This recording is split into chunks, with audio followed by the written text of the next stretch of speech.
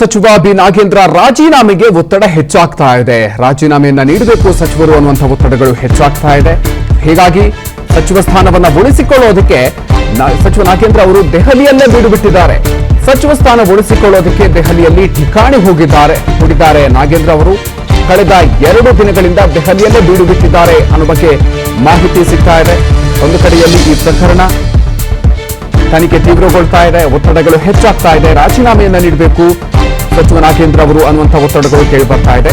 ಆದರೆ ಸಚಿವರಿನ್ನು ಕೂಡ ದೆಹಲಿಯಲ್ಲೇ ಇದ್ದಾರೆ. ಕಳೆದ 2 ದಿನಗಳಿಂದ ದೆಹಲಿಯಲ್ಲೇ ಬೀಡು ಬಿಟ್ಟಿದ್ದಾರೆ ಅನ್ನೋ ಬಗ್ಗೆ ಮಾಹಿತಿಗಳು ಸಿಗ್ತಾ ಇದೆ. ಒಂದು ಕಡೆಯಲ್ಲಿ ಮುಖ್ಯಮಂತ್ರಿಗಳು ಕೂಡ ರಾಜೀನಾಮೆಯನ್ನ ನೀಡೋದಕ್ಕೆ ಸೂಚನೆಯನ್ನ ನೀಡಿದ್ದಾರೆ ಅನ್ನೋ ಬಗ್ಗೆ ಕೂಡ ಮಾಹಿತಿಗಳು ಇದೆ.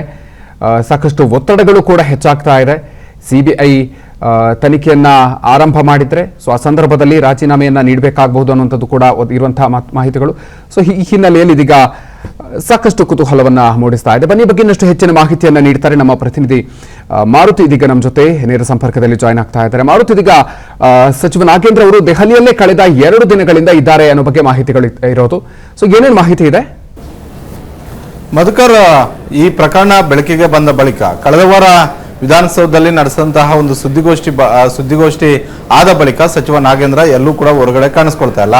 ಇತ್ತ ಬೆಂಗಳೂರಲ್ಲೂ ಇಲ್ಲ, ಅತ್ತ ಬಳ್ಳಾರಿಯಲ್ಲೂ ಕೂಡ ಇಲ್ಲ. ಇದು ರಾಷ್ಟ್ರ ಮಟ್ಟದಲ್ಲಿ ಚರ್ಚೆ ಆಗ್ತಾ ಇರುವಂತಹ ಒಂದು ವಿಚಾರ ಆಗಿರೋದು. ಅದರಲ್ಲೂ ಎಐಸಿಸಿ ಅಧ್ಯಕ್ಷ ಮಲ್ಲಿಕಾರ್ಜುನ್ ಖರ್ಗೆ ಅವರೇ ಸಂಪೂರ್ಣವಾದಂತಹ ಒಂದು ಮಾಹಿತಿಯನ್ನ ಕರ್ನಾಟಕ ಮತ್ತೆ ತೆಲಂಗಾಣ 2 ಸರ್ಕಾರಗಳಿಂದಲೂ ಕೂಡ ತೆಗೆದುಕೊಳ್ಳೋದಕ್ಕೆ ಮುಂದಾಗಿರೋದ್ರಿಂದ 2 ದಿನಗಳಿಂದಲೂ ಸಚಿವ ನಾಗೇಂದ್ರ ಅವರು ದೆಹಲಿಯಲ್ಲಿ ಬೀಡು ಬಿಟ್ಟಿದ್ದಾರೆ ಅನ್ನುವಂಥದ್ದು. ವೇಣುಗೋಪಾಲ, ಸುರ್ಜೇವಾಲಾ ಹಾಗೂ ಮಲ್ಲಿಕಾರ್ಜುನ್ ಖರ್ಗೆ ಅವರನ್ನ ಭೇಟಿ ಮಾಡುವ ಸಲುವಾಗಿ ಅವರು ದೆಹಲಿಗೆ ಹೋಗಿರುವಂಥದ್ದು. ಇತ್ತ ಕರ್ನಾಟಕದಿಂದ ಯಾರೇ ಕಾರ್ಯಕರ್ತರು ಕರೆ ಮಾಡಿದ್ರು ಇಲ್ಲ ಮಾಧ್ಯಮಗಳು ಸಂಪರ್ಕ ಮಾಡುವಂತಹ ಒಂದು ಕೆಲಸವನ್ನು ಮಾಡಿದ್ರು ಕೂಡ ನಾಗೇಂದ್ರ ಅವರು ಯಾವುದೇ ಕರೆಯನ್ನ ಸ್ವೀಕಾರ ಮಾಡ್ತಾ ಇಲ್ಲ. ಜೊತೆಗೆ ಈ ಪ್ರಕರಣದಲ್ಲಿ ನೇರವಾಗಿ ನಾಗೇಂದ್ರ ಅವರ ಕೈವಾಡ ಇದೆ ಅನ್ನುವಂತ ಒಂದು ಗಂಭೀರ ಆರೋಪವನ್ನ ಬಿಜೆಪಿ ಒಂದು ಕಡೆ ಮಾಡ್ತಾ ಇದೆ. ಸರ್ಕಾರಕ್ಕೆ ಡೆಡ್ಲೈನ್, ಮುಖ್ಯಮಂತ್ರಿ ಸಿದ್ದರಾಮಯ್ಯ ಹಾಗೂ ಡಿಸಿಎಂ ಡಿಕೆ ಶಿವಕುಮಾರ್ ಇಬ್ಬರಿಗೂ ಕೂಡ ಬಿಜೆಪಿ 6 ದಿನಗಳ ಕಾಲ ಡೆಡ್ಲೈನ್ ಅನ್ನು ಕೊಟ್ಟಿದೆ. ಹೀಗಾಗಿ ಆ ಡೆಡ್ಲೈನ್ ಒಳಗಡೆ ರಾಜೀನಾಮೆ ಪಡ್ಕೊಳ್ದೇ ಇದ್ರೆ ಇಡೀ ರಾಜ್ಯಾದ್ಯಂತ ವಿಧಾನಸಭಾ ಕ್ಷೇತ್ರವಾರು ನಾವು ಪ್ರತಿಭಟನೆಯನ್ನ ಮಾಡ್ತೀವಿ, ಸಾರ್ವಜನಿಕ ಆಕ್ರೋಶವನ್ನು ವ್ಯಕ್ತಪಡಿಸುವಂತ ಒಂದು ರೀತಿಯಲ್ಲಿ ಈ ಪ್ರಕರಣವನ್ನ ತೆಗೆದುಕೊಂಡು ಹೋಗ್ತೀವಿ ಅನ್ನುವಂಥದ್ದು. ಯಾಕಂತ ಹೇಳಿದ್ರೆ ಈ ಪ್ರಕರಣದಲ್ಲಿ ಹಣದ ವ್ಯವಹಾರ ಆಗಿರುವಂತದ್ದು ನಿಜ, ಇದನ್ನ ಸರ್ಕಾರವು ಕೂಡ ಒಪ್ಕೊಳ್ತಾ ಇದೆ. ಜೊತೆಗೆ ಹೋಗಿರುವಂತಹ ಒಂದು ಹಣವನ್ನ ಮತ್ತೆ ವಾಪಸ್ ತೆಗೆದುಕೊಳ್ಳುವಂತಹ ಒಂದು ಕೆಲಸವೂ ಕೂಡ ಆಗ್ತಾ ಇದೆ. ಅದರಲ್ಲಿ ಕೆಲವೊಂದಷ್ಟು ಹಣ ಈಗಾಗಲೇ ನಿಗಮಕ್ಕೆ ವಾಪಸ್ಸು ಕೂಡ ಬಂದಿದೆ.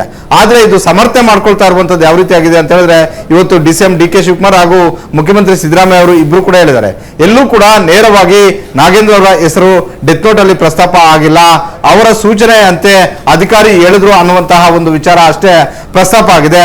ಹೀಗಾಗಿ ನನ್ನ ಮೇಲೂ ಕೂಡ ಹಿಂದೆ 2013ರಲ್ಲಿ ಇಂಥದ್ದೇ ಒಂದು ಆರೋಪ ಬಂದಿತ್ತು ಅನ್ನುವಂತ ಒಂದು ರೀತಿಯಲ್ಲಿ ಡಿಸಿಎಂ ಡಿಕೆ ಶಿವಕುಮಾರ್ ಅವರು ಸಮರ್ಥನೆ ಮಾಡ್ಕೊಂಡಿದ್ದಾರೆ. ಆದ್ರೆ ಪಕ್ಷದ ಒಳಗಡೆ, ಸರ್ಕಾರದ ಒಳಗಡೆ ಚರ್ಚೆ ಆಗ್ತಾ ಇರುವಂತದ್ದೇ ಬೇರೆ. ಹಣದ ವ್ಯವಹಾರ ಆಗಿರೋದ್ರಿಂದ ಇದು ಸಿಬಿಐಗೆ ಹೋಗುವಂತಹ ಎಲ್ಲ ಸಾಧ್ಯತೆಗಳು ಹೆಚ್ಚಾಗಿ ಇರೋದ್ರಿಂದ ಆದಷ್ಟು ಬೇಗ ನಾಗೇಂದ್ರ ಅವರ ರಾಜೀನಾಮೆನ ತೆಗೆದುಕೊಂಡ್ರೆ ಸರ್ಕಾರಕ್ಕೂ ಹಾಗೂ ಪಕ್ಷಕ್ಕೂ ಎರಡೂ ಕಡೆನೂ ಕೂಡ ಉತ್ತಮ ಆಗುತ್ತೆ ಅನ್ನುವಂಥದ್ದು ಈ ರೀತಿಯಾದಂತಹ ಒಂದು ಚರ್ಚೆ ಇರುವಂತದ್ದು. ಹೀಗಾಗಿ ಸಹಜವಾಗಿ ಸಿದ್ದರಾಮಯ್ಯ ಮತ್ತೆ ಡಿಕೆ ಶಿವಕುಮಾರ್ ಇಬ್ಬರ ಮೇಲೆ ಕೇವಲ ವಿಪಕ್ಷಗಳ ಒತ್ತಡ ಅಷ್ಟೇ ಅಲ್ಲ, ನಾಯಕರುಗಳ ಮನವಿನೂ, ಅವರ ಪಕ್ಷದ ನಾಯಕರುಗಳ ಮನವಿನೂ ಕೂಡ ಇದೆ. ಈ ಪ್ರಕರಣ ಇನ್ನಷ್ಟು ಹೆಚ್ಚು ದಿನಗಳ ಕಾಲ ಬಿಡೋದು ಬೇಡ, ಸದ್ಯಕ್ಕೆ ರಾಜೀನಾಮೆಯನ್ನ ತೆಗೆದುಕೊಳ್ಳಿ ಅನ್ನುವಂತ ಒಂದು ಸಲಹೆ ಕೂಡ ಬಂದಿದೆ. ಬಹುತೇಕ ಇಂದು ಇಲ್ಲವೇ ನಾಳೆ ಅಧಿಕೃತವಾಗಿ ನಾಗೇಂದ್ರ ಅವರಿಗೆ ಆ ಸೂಚನೆಯನ್ನ ಸಿದ್ದರಾಮಯ್ಯ ಅವರೇ ಕೊಡುವಂತಹ ಎಲ್ಲ ಸಾಧ್ಯತೆಗಳು ಹೆಚ್ಚಾಗಿ ಇದಾವೆ. Madhukar Shetty. Okay, thank you Maruti.